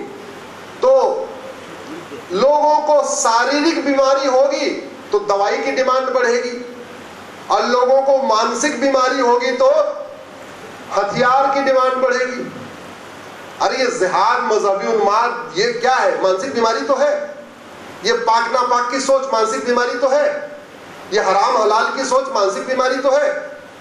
मतलब इतना भी नहीं सोच रहा यार, ऊपर वाला चाहता क्या है? ऊपर वाले को कोई भेदभाव करना होता तो किसी को मां के पेट में 9 महीने रखता, किसी को 10 महीने रखता। ऊपर वाले ने कोई भेदभाव किया क्या? ऊपर वाले ने जाति के आधार पर भेदभाव किया, भाषा के आधार पर भेदभाव किया, क्षेत्र के आधार पर भेदभाव किया, अगड़े पिछड़े के आधार पर भेदभाव किया, मजहब के आधार पर भेदभाव किया? नहीं, पूरा का पूरा फिजिकल स्ट्रक्चर लगभग एक जैसा। ऊपर वाला भेदभाव नहीं करता। भेदभाव कौन करता है? हाँ, ऊपर वाले के नाम पे करते हैं। सारी दुकान ऊपर वाले के नाम पे नीचे वाले चला रहे हैं। अब 3 तरीके का एजुकेशन सिस्टम है। हथियार बनाने वाली कंपनियों को हथियार बेचना है, तो अगर वो गुरुकुल की फंडिंग करें तो हथियार की बिक्री बढ़ेगी या घटेगी? जोर से बोलिए जरा। वो चींटी भी नहीं मारते। गुरुकुल वाले तो चींटी भी नहीं मारेंगे, तो उनका हथियार खरीदेंगे क्या? नहीं। तो हथियार बनाने वाली कंपनियां फिर गुरुकुल क्यों बनवाएं? मिशनरी स्कूल, मॉन्टेसरी वाले हथियार खरीदते हैं क्या? जोर से बोलिए जरा। तो फिर हथियार बनाने वाली कंपनी उनकी फंडिंग क्यों करे? जिहाद, मजहबी उन्माद कहां से आता है? तो उनकी फंडिंग कौन करता है? सारे आतंकवादियों की फंडिंग, ज्यादातर फंडिंग हथियार बनाने वाली कंपनियां करती है। पाकिस्तान में जितने मरकजें बन रही हैं, हथियार बनाने वाली कंपनियां बनवा रही हैं। ज्यादातर वहां मस्जिदें हथियार बनाने वाली कंपनियां बनवा रही हैं। ज्यादातर वहां मदरसे हथियार बनाने वाली कंपनियां बनवा रही हैं। चाहे पाकिस्तान हो, चाहे अफगानिस्तान हो, चाहे वो बांग्लादेश हो, अल्टीमेटली उनको अपना माल बेचना है। माल तभी बेचेंगे जब दिमाग में पाक नापाक की सोच होगी, हराम हलाल की सोच होगी। और वो पाक नापाक की सोच गुरुकुल से आएगा नहीं, मॉन्टेसरी से आएगा नहीं, मिशनरी स्कूल से आएगा नहीं, तो कहां से आएगा? पूरा खेल ये है। अब चलो, हथियार बनाने वाली कंपनी को तो हम कंट्रोल नहीं कर सकते। अच्छा, भारत में दिक्कत, भारत के साथ अच्छी बात यह है कि भारत में हथियार बनाने वाली ज्यादातर हथियार गवर्नमेंट के उसमें बनता है, तो कोई बात नहीं, सप्लाई नहीं भी होगी तो एम्प्लॉइज का वेतन चलता रहेगा। यूएस वगैरह में, यूरोप में, रूस में हथियार प्राइवेट लोग बनाते हैं, प्राइवेट कंपनियों में बनता है, और उनको तो अपना टर्नओवर बढ़ाना है। हर साल कम से कम 20% का जंप देना है, एम्प्लॉइज की सैलरी बढ़ानी है, सब कुछ करना है, फायदा बढ़ाना है, तो वो मैक्सिमम मार्केट क्रिएट करते हैं। तो जैसे दवा बनाने वाली कंपनियों में मार्जिन 90% है, तो उन्होंने मेडिकल रिप्रेजेंटेटिव रखा हुआ है, भाई जाओ डॉक्टर साहब से बात करो, अपनी वाली दवाई बिकवाओ। हथियार बनाने वाली कंपनियों के रिप्रेजेंटेटिव आतंकवादी संगठन है। हथियार बनाने वाली कंपनियों का आतंकवादी संगठन, ये मरकज मदरसे जो पाकिस्तान में बन रहे हैं, वो है, वो चला रहे हैं। हमारे लिए सर खतरा इसलिए बहुत ज्यादा है, आप लोग गूगल करिएगा, the biggest Jamaat of the world, biggest Jamaat of the world, उसका हेडक्वार्टर भारत में है। दुनिया की जो सबसे बड़ी जमात है, इवन जिससे अरब डरता है कि हमारे बच्चों को रेडिकलाइज कर देगा, इसलिए अरब ने बैन कर दिया, कजाकिस्तान ने बैन किया, किर्गिस्तान ने बैन किया, उसका हेडक्वार्टर दिल्ली में है। The biggest Jamaat of the world, Google करके आप देख लेना। पाकिस्तान से ज्यादा मौलवी भारत में है, पाकिस्तान से ज्यादा मदरसे भारत में है, पाकिस्तान से ज्यादा मरकजे भारत में है, और प्रतिदिन 1500 हिंदू परिवारों का कन्वर्जन हो रहा था। स्वामी विवेकानंद ने कहा था, कन्वर्ट होने से हिंदू कम नहीं होता, बल्कि हिंदुओं के दुश्मन की संख्या बढ़ती है। इसलिए कह रहा हूं, कन्वर्जन सबसे बड़ा खतरा है। अब भारत में कन्वर्जन की फंडिंग भी हथियार बनाने वाली कंपनी कर रही है। क्यों? क्योंकि वो हिंदू रहेगा तो शांत हो जाएगा, कन्वर्ट रहेगा तो हथियार खरीदेगा। जब तक इसको नहीं रोकेंगे तब तक बात बनेगी नहीं। और बाकी हमारी सरकारों ने धर्मांतरण रोकने के लिए कानून बनाना तो छोड़िए, धर्मांतरण को प्रमोट करने के लिए कानून बना दिया। कुछ दवाइयों का इफेक्ट आम जनता को समझ में नहीं आता, वो डॉक्टर को पता होता है कि दवाई दे रहा हूं क्या फर्क पड़ेगा। ये 1992 में माइनॉरिटी कमीशन एक्ट बना, इसको हमने सुप्रीम कोर्ट में चैलेंज किया हुआ। इस कानून के कारण, इस घटिया कानून के कारण बड़े पैमाने पे भारत में धर्मांतरण हो रहा है। कैसे हो रहा है? संविधान कहता है मजहब के आधार पे, रिलीजन के आधार पे, रिलीजन को प्रमोट करने के लिए 1 रुपए खर्च नहीं करना। धर्म और रिलीजन में अंतर होता है। भारत में रिलीजन को प्रमोट करने के लिए माइनॉरिटी अफेयर मिनिस्ट्री और माइनॉरिटी कमीशन बना दिया गया। आर्टिकल 28 कहता है किसी भी सरकार के द्वारा मान्यता प्राप्त स्कूल में कोई रिलीजियस टीचिंग नहीं होगी। हमारी सरकारों ने मदरसा बोर्ड बना दिया और मदरसे की डिग्रियों को मान्यता दे दिया। संविधान कहता है माइनॉरिटी मेजॉरिटी के आधार पे कुछ भी नहीं होगा, मजहब के आधार पे कोई नियम कानून नहीं होगा, मजहब के आधार पे कोई बोर्ड और ट्रिब्यूनल नहीं होगा, मजहब के आधार पे कोई आयोग और मंत्रालय नहीं होगा, मजहब के आधार पे लोन वजीफा नहीं होगा, मजहब के आधार पे रिजर्वेशन नहीं होगा। और भारत में मजहब के आधार पे नियम कानून चल रहा है, मजहब के आधार पे वक्फ बोर्ड, वक्फ ट्रिब्यूनल चल रहा है, मजहब के आधार पे बाकायदा minority affair ministry, minority commission चल रहा है, मजहब के आधार पे लोन दिया जा रहा है, मजहब के आधार पे वजीफा दिया जा रहा है, मजहब के आधार पे क्या बोलते हैं और भी सारी सरकारी मकान दिया जा रहा है मजहब के आधार पे। संविधान की खुलेआम धज्जियां उड़ाई जा रही हैं। क्यों? क्योंकि संविधान की शपथ लेने वाले पाखंडियों को पता है आम जनता को इसके बारे में कुछ पता ही नहीं है, आम जनता कुछ कर नहीं सकती। आम जनता हमारे पास आएगी, फोटो खिंचवाने के लिए आएगी, शादी का कार्ड देने आएगी, बाकी और काम के लिए तो आएगी, अपना ट्रांसफर कराने के लिए तो आएगी, लेकिन ऐसे कामों के लिए तो आने वाली नहीं है। और ये कड़वी सच्चाई है। आप ही देख लो, इतने बुद्धिजीवी बैठे हो, आप घूमने टहलने के लिए छुट्टी करते हो, बाकी काम के लिए छुट्टी करते हो, कभी सांसद से मिलके बताने के लिए आपने कभी टाइम निकाला क्या? जोर से बोलिए जरा। नहीं, ये कड़वी सच्चाई है। उनको पता है ये कुछ नहीं आने वाले, ये बहुत करेंगे, शादी का कार्ड देने आएंगे, बहुत करेंगे FIR के लिए सिफारिश करवाने आएंगे, बहुत करेंगे ट्रांसफर पोस्टिंग के लिए आने वाले, ये राष्ट्रहित के लिए नहीं आने वाले। और समाधान संसद और सुप्रीम कोर्ट में होना है। हम आप नहीं कर सकते कोई समाधान इसका। सुप्रीम कोर्ट में जितना हो सकता था मैंने कर दिया, अगला समाधान तो इसका संसद में करना पड़ेगा। और संसद में तभी होगा जब सांसद वहां आवाज उठाएंगे, और सांसद तब आवाज उठाएंगे जब हम लोग सांसद को जाके टोकना शुरू करेंगे, बोलना शुरू करेंगे, तभी आवाज उठेगा।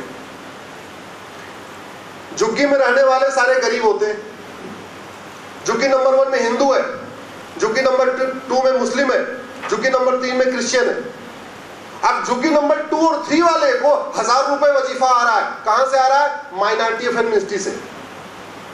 और झुग्गी नंबर 1 वाला जो गरीब हिंदू है उसको पैसा नहीं आ रहा है। अपने फादर को कहता है, पिताजी वो मेरा जो साथ में पढ़ता है उसको 1000 रुपए मिलता है, मुझको नहीं मिलता।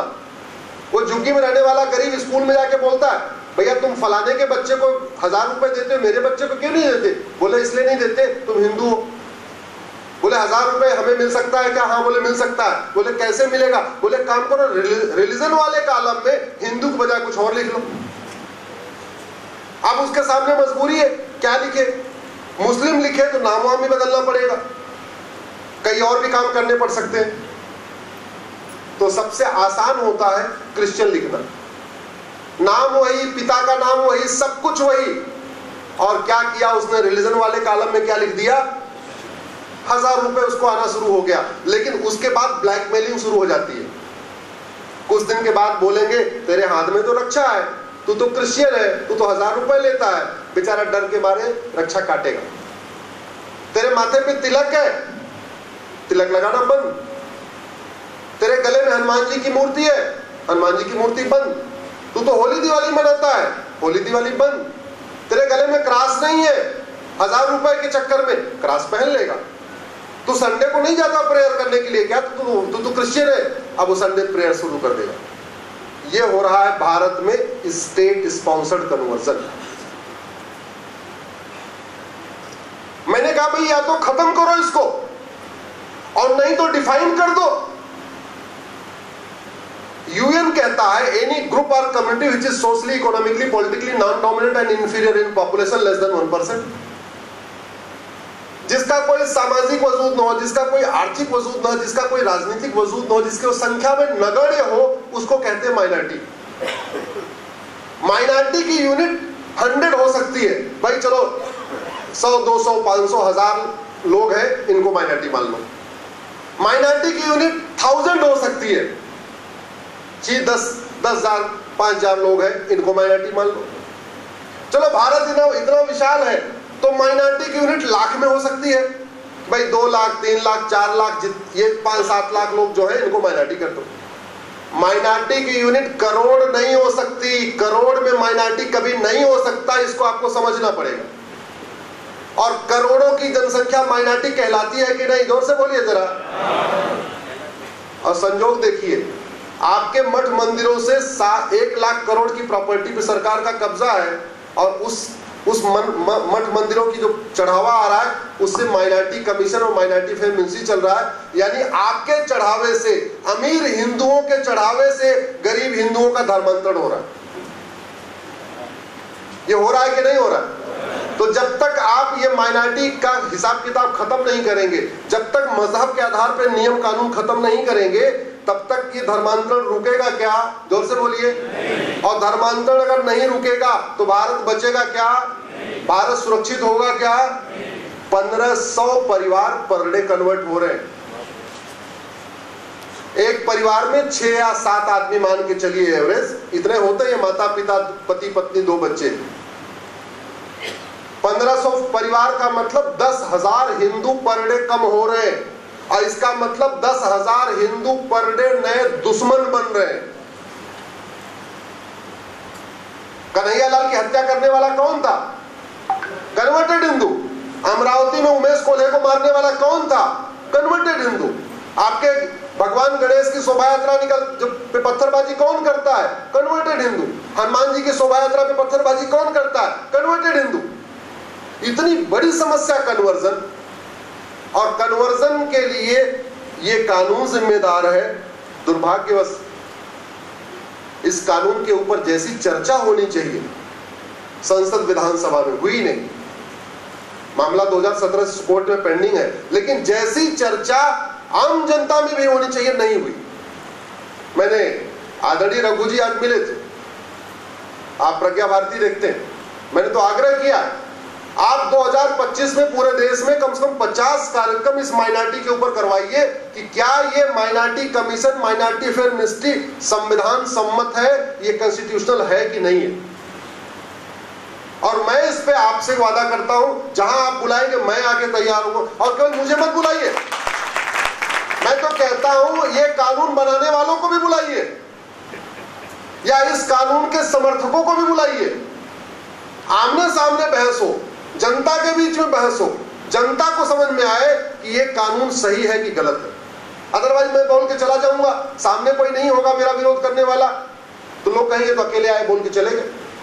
मैं तो भारत के सभी रिटायर्ड जजेस से कहता हूं, वर्तमान जज तो बहस के लिए आएंगे नहीं, जिनको लगता है ये minority commission, minority affair ministry ठीक है, वो समय बताएं, स्थान बताएं, मैं उनसे पब्लिक डिबेट करने के लिए तैयार हूं।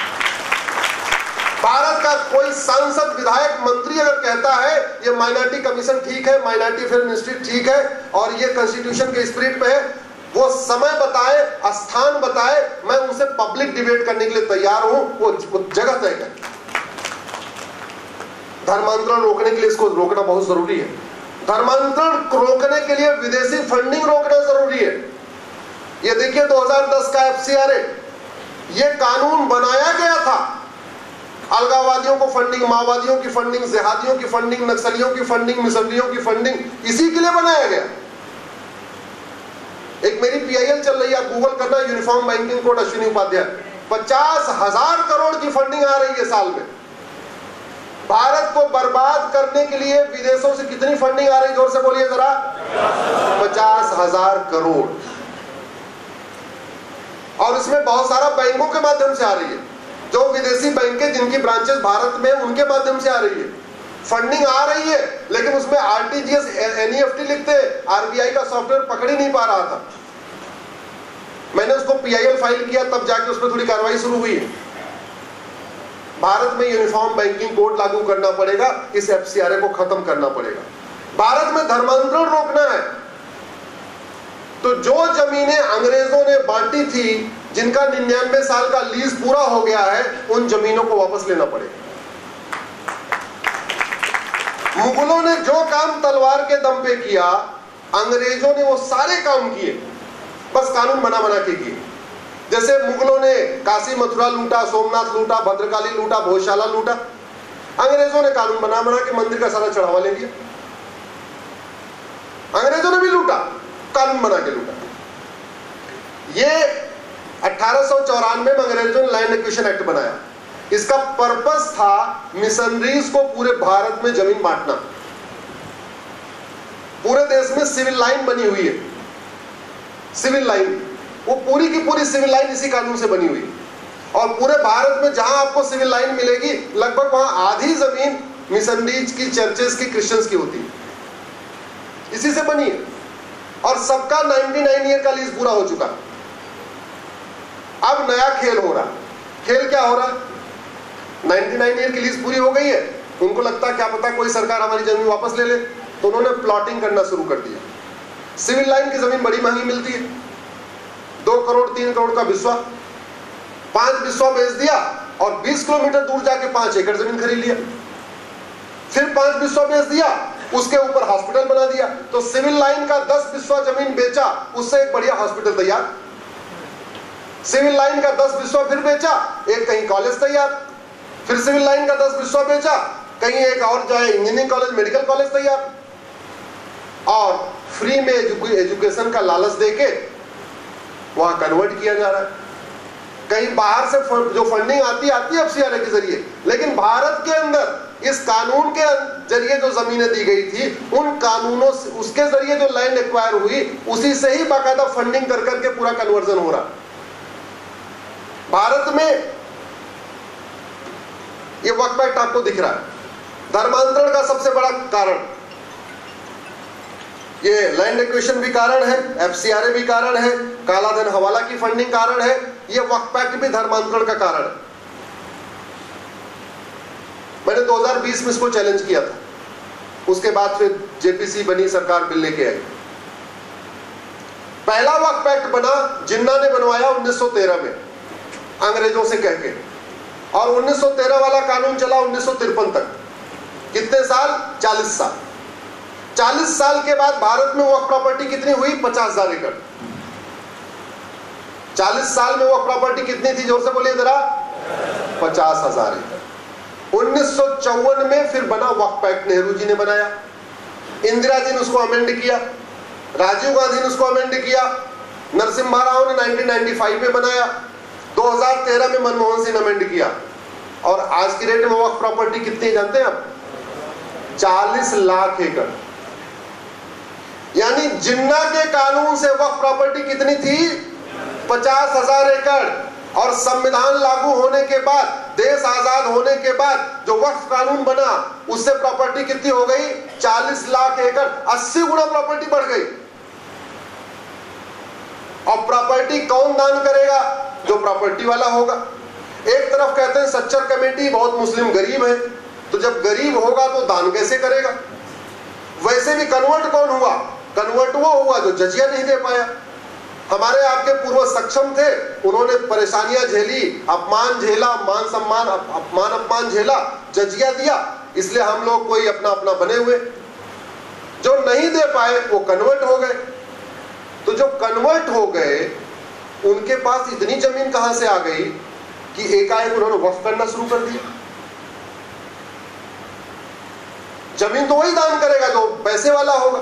अच्छा, जितने भी ये वक्फ के समर्थक हैं, उसमें कोई ये नहीं बता रहा है उनके दादा परदादा ने कितनी जमीन वक्फ किया। ना हैदराबाद वाले बता रहे हैं कि उनके दादा परदादा ने कितनी वक्फ किया, ना बुखारी साहब बता रहे हैं उनके दादा परदादा ने कितनी वक्फ किया, ना जमीयत उलमा हिंद वाले मदनी साहब बता रहे हैं उनके दादा परदादा ने कितनी वक्फ किया। आपके राज्य में भी दो चार है वक्फ के समर्थक, ना वो बता रहे हैं उनके दादा परदादा ने कितनी वक्फ किया। समझ में नहीं आ रहा है, जब किसी ने वक्फ किया नहीं तो ये वक्फ की जमीन जो 50,000 एकड़ थी ये 40 लाख एकड़ हुई कैसे?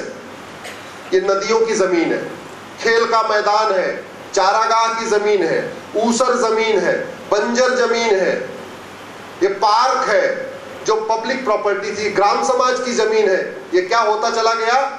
वक्त। ये वापस होना चाहिए कि नहीं? और वो जमीन धर्मांतरण के अड्डे बने हुए हैं। उन जमीने पे रोहिंग्याओं को बसाया जा रहा है, उन जमीनों पे बांग्लादेशियों को बसाया जा रहा है, उन जमीनों पे पाकिस्तान से जो आए हुए उनको बसाया जा रहा है। जब तक जमीन वापस नहीं लेंगे तब तक ये समस्या सॉल्व नहीं होगी। तो भारत में एक और जो सबसे बड़ा खतरा धर्मांतरण का वो है ड्रग। ड्रग भी बहुत फायदेमंद धंधा है, लगभग 90% की मार्जिन है। और ड्रग का कारोबार कौन करता है ज्यादा कुछ बताने की जरूरत नहीं, और ड्रग का कंजम्पशन कौन करता है ये भी आपको पता है। आप भारत की किसी भी रेव पार्टी में देख लीजिए, जहां 100 लड़के पकड़े जाते हैं या 50 लड़के पकड़े जाते हैं, लड़कियां पकड़ी जा रही हैं, वो ड्रग कौन ले रहा है। और फिर ये भी पता करिए वो ड्रग का कारोबार कौन कर रहा है, फिर आपको समझ में आएगा आपका हमारा धन भी जा रहा है और हमारा धर्म भी जा रहा है। लड़कों में नपुंसकता बढ़ रही है, लड़कियों में बाझपन बढ़ रहा है, और ड्रग के कारोबार से जो पैसा आ रहा है उससे धर्मांतरण भी हो रहा है। तो धर्मांतरण रोकना है तो आपको सबसे पहले धर्मांतरण की फंडिंग रोकना पड़ेगा। धंधा हो गया धर्मांतरण आज की डेट में। आदमी ड्राइवर का काम करेगा, कितना कमाएगा? 20,000 रुपए कमा लेगा। इंजीनियर बन गया 1 लाख रुपए कमा लेगा। डॉक्टर बन गया 2-3 लाख रुपए शुरू में कमा लेगा। धर्मांतरण कराना शुरू कर दे 5 से 10 लाख रुपए शुरू से कमाना शुरू कर देगा। क्यों? क्योंकि SC ST और ट्राइबल को कन्वर्ट करने का 1 लाख रुपए पर फैमिली आता है। अगर उसने अग्रवाल, माहेश्वरी, जैन या किसी बिजनेसमैन की बेटी या बेटे को कन्वर्ट कर दिया तो 5 से 10 लाख रुपए आता है। सबसे बड़ा फायदेमंद धंधा बना हुआ है, और इसकी पूरी फंडिंग या तो ड्रग वाले से आ रही है या FCRA से आ रही है, अंदर जो हवाला जनरेट हो रहा है उससे हो रही है, ब्लैक मनी से हो रही है। मैंने पहले कहा था न रहेगा बांस न बजेगी। तो अगर आपको धर्मांतरण रोकना है तो वक्फ कानून में जो 40 लाख एकड़ जमीन है सबको ऑडिट करके जो कागज दिखा ले वो अपनी जमीन ले ले, वो प्रॉपर्टी वक्फ, और जो कागज नहीं दिखा पाए वो जमीन को क्या करना पड़ेगा? अगर धर्मांतरण रोकना है, अंग्रेजों ने जो 99 साल की लीज पे जमीन दिया था उन जमीनों को वापस लेना पड़ेगा। धर्मांतरण रोकना है, ड्रग कारोबार रोकना पड़ेगा। धर्मांतरण रोकना है, FCRA खत्म करना पड़ेगा, विदेशी फंडिंग रोकनी पड़ेगी। और धर्मांतरण रोकना है तो हमको केंद्रीय स्तर पे कानून बनाना पड़ेगा। धर्मांतरण रोकना है तो हमको धर्मांतरण को राष्ट्र की सुरक्षा के लिए खतरा घोषित करना पड़ेगा। धर्मांतरण रोकना है तो धर्मांतरण को देश की एकता अखंडता के लिए खतरा घोषित करना पड़ेगा। और धर्मांतरण अपने आप में वेजिंग वॉर है, धर्मांतरण को वेजिंग वॉर डिक्लेयर करना पड़ेगा। धर्मांतरण को ऑर्गेनाइज्ड क्राइम डिक्लेयर करना पड़ेगा। धर्मांतरण कराने वाले मिशनरियों, जिहादियों की 100% प्रॉपर्टी जब्त करने, नागरिकता खत्म करने, आजीवन कारावास, फांसी देने के लिए कानून बनाना पड़ेगा, तब ये धर्मांतरण रुकेगा। और कोई ये कहता हो धर्मांतरण रुक नहीं सकता, मैं आप प्रबुद्ध भारत के कार्यक्रम में सभी सामने बैठे प्रबुद्ध जनों से सामने कह रहा हूं 1 साल के अंदर धर्मांतरण रुक सकता है, 1 साल के अंदर रुक सकता है। कोई समस्या लाइलाज नहीं है, दवाई बदलनी पड़ेगी। जब तक दवाई नहीं बदलेंगे तब तक बीमारी ठीक नहीं होगी। आप लोगों ने इतनी देर ध्यान से सुना, मैं आपको धन्यवाद देता हूं, आप लोगों का आभार व्यक्त करता हूं। एक आग्रह करता हूं, बहुत देर से आप लोग बैठे हैं, एक बार खड़े हो जाएं, एक हमारे साथ साथ बोले। एक मेरा नारा है, आपको पीछे पीछे बोलना है, हमें चाहिए आजादी। जोरदार बोलिए। आपका वीडियो 4-5 करोड़ लोग देखेंगे, तो जिनको अगर दिक्कत है तो मुंह पे कपड़ा ढक ले, और जिनको दिक्कत नहीं है, थोड़ा कंधा उंधा जाम है तो जोर जोर से बोले। हमें चाहिए गुलामी के नाम से, अरे हमें चाहिए आजादी गुलामी के नाम से, गुलामी के निशान से, गुलामी की कुरीतियों से, गुलामी की कुप्रथाओं से, गुलामी की शिक्षा से, गुलामी की पुलिस व्यवस्था से, गुलामी की न्यायिक व्यवस्था से, गुलामी की प्रशासनिक व्यवस्था से, गुलामी की टैक्स व्यवस्था से, गुलामी की चुनाव व्यवस्था से, गुलामी के संस्कार से, गुलामी के नियम कानूनों से, लफ्ज जिहाद लैंड जिहाद से, धर्मांतरण कराने वाले मिशनरियों से, धर्मांतरण कराने वाले जिहादियों से, पाकिस्तानी अफगानी घुसपैठियों से, रोहिंग्या बांग्लादेशी घुसपैठियों से, मजहबी नियम कानूनों से, मजहबी बोर्ड और ट्रिब्यूनल से। भारत माता की, भारत माता की, भारत माता की। बहुत बहुत धन्यवाद, बहुत बहुत आभार। कॉन्स्टिट्यूशन पावरफुल है, जुडिशरी तो उसका हिस्सा है। राष्ट्रपति, उपराष्ट्रपति, chief justice of India, prime minister, Lok Sabha अध्यक्ष, राज्यसभा अध्यक्ष, चेयरमैन, सब लोग संविधान के दायरे में हैं, संविधान के नीचे हैं। संविधान का लक्ष्य प्राप्त करना ही उनका गोल होना चाहिए। संविधान का लक्ष्य क्या है? प्रियम्बल। प्रियम्बल क्या कहता है? Equality, justice, liberty, fraternity, unity, national integration, liberty of thought, liberty of belief, liberty of faith, liberty of worship.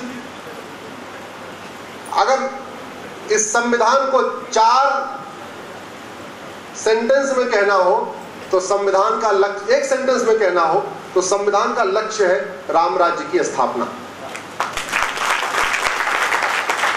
और राम राज्य क्या है? इसके लिए आपको उत्तरकांड पढ़ना पड़ेगा। उत्तरकांड में चौपाइयां हैं, तुलसीदास जी ने लिखा है, सब नर करें परस्पर प्रीति, चले सुधर्म निरसुत नीति, अल्प मृत्यु नहीं कौनो पीरा, सब सुंदर सब विरुद्ध शरीरा, नहीं दरिद्र को दुखी न दीना, नहीं कोई अबुद्ध लक्षण ही ना। राम राज्य के लिए लगभग 20 चौपाइयां हैं। भारत के संविधान का लक्ष्य क्या है? राम राज्य की स्थापना करना। अगर राम राज्य की ज्यादा करना है तो उत्तरकांड की 20 चौपाई पढ़िए, और अगर और शॉर्ट में करना है तो 4 वाक्य मेरे साथ बोलिए। संविधान का लक्ष्य है धर्म की, अधर्म का, प्राणियों में भारत का, ये भारत के संविधान का लक्ष्य है। और कुछ आप उससे बोलो, हाँ उससे बोलो, इधर पास पे आ जाओ।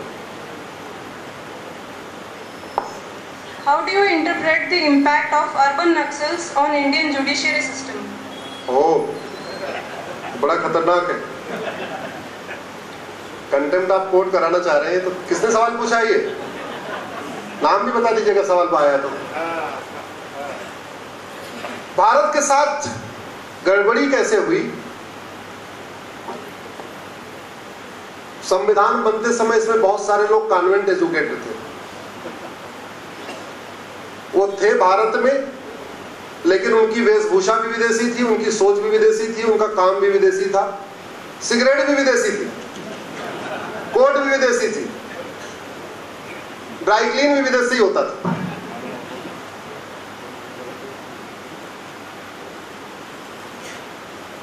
उन लोगों को धर्म और रिलीजन का अंतर ही नहीं पता था। वो कॉन्वेंट एजुकेटेड थे, या कैम्ब्रिज में पढ़े या ऑक्सफोर्ड में पढ़े, तो उनको धर्म क्या होता है और रिलीजन क्या होता है इसका अंतर समझ में नहीं आया। संविधान के साथ जो बहुत गड़बड़ हुआ, वो इसलिए गड़बड़ हो गया कि उन्होंने धर्म को रिलीजन मान लिया, रिलीजन को धर्म मान लिया। अब सुप्रीम कोर्ट बनी, तो सुप्रीम कोर्ट के पहले भारत में प्रिवी काउंसिल थी, तो प्रिवी काउंसिल के सारे जज कौन थे? अंग्रेज। अंग्रेजों को भी धर्म रिलीजन का अंतर नहीं पता। हमारे वाले जो जज बने,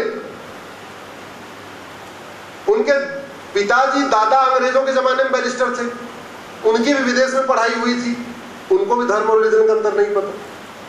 न प्रिवी काउंसिल वालों को पता, न बाद के सुप्रीम कोर्ट के जजों को पता। तो नतीजा ये हुआ, बहुत सारे ऐसे फैसले आ गए जहां उन्होंने फ्रीडम ऑफ रिलीजन को फ्रीडम ऑफ कन्वर्जन इंटरप्रिटेशन दे दिया। बहुत सारे ऐसे फैसले आ गए जहां उन्होंने धर्म को रिलीजन समझ लिया, रिलीजन को धर्म समझ लिया। और जो सवाल था वो माओवादी सोच है कहां से आती, कहां से? किसी स्कूल से तो आती है। ये पाक नापाक की सोच कहां से आती, जोर से बोलिए जरा। स्कूल से। वो जो सोच है वो वहीं से आई, उस सोच का असर था। लेकिन हम दोष किसको दें? इस समय सुप्रीम कोर्ट में जितने जज हैं ये सारे अटल जी के समय अपॉइंट किए हुए, सारे के सारे जज। अभी एनडीए यूपीए वाली खेप तो आई नहीं है। अभी कौन चल रहे हैं? जो 96 से लेके 2004 के बीच में अटल जी ने जिनको हाई कोर्ट का जज बनाया था, वो लोग इस समय सुप्रीम कोर्ट के। अभी जो 2004 के बाद बने हुए हैं, अभी वो सुप्रीम कोर्ट नहीं पहुंचे, अभी वो हाई कोर्ट में है। इतना ही बता देता हूं, इसके आगे आप लोग खुद ही सोच लीजिए। नेक्स्ट।